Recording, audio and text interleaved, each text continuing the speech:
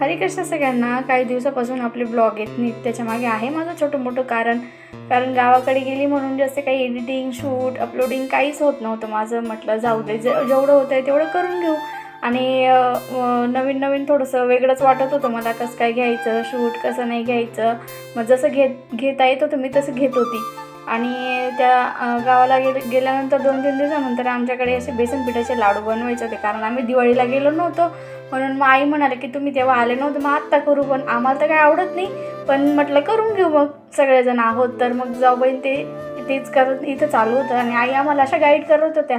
त्यांना खाली बसणं काही होत नाही म्हणून ते किचनवर बसून आम्हाला सांगत होते. आणि संध्याकाळी छान असा चुलीवरचा बेत होता, मस्त अशी खिचडी बनवली होती. आणि आज आमचे शेफ खाली बसले होते, म्हणजेच आमचे दादा. ते सगळं आम्हाला गाईड करत होते. आणि आमच्या ताई ते जसं सांगत होते तसं ते करत होते. फक्त जाळ लावायचं काम आमचे दादा करत होते, बाकी सगळं आमच्या ताईच करत होत्या.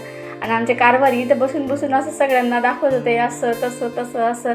म्हटलं वा गडी, काय कमाल आहे तुमची. आणि मग थोडंसं हातभार मी लावला खिचडीला. म्हटलं दादा कस्तुरी मेथी टाकते, बस झाली का? ते म्हणे बस झाली. ते सांगतच मला हास्य यायला लागलं. छान असं जेवण वगैरे केलं. जेवण झाल्यानंतर मग लाडू पण बनवून घेतले आणि छान असे लाडू झाले होते. चला भेटू पुढच्या व्हिडिओमध्ये, तोपर्यंत बाय.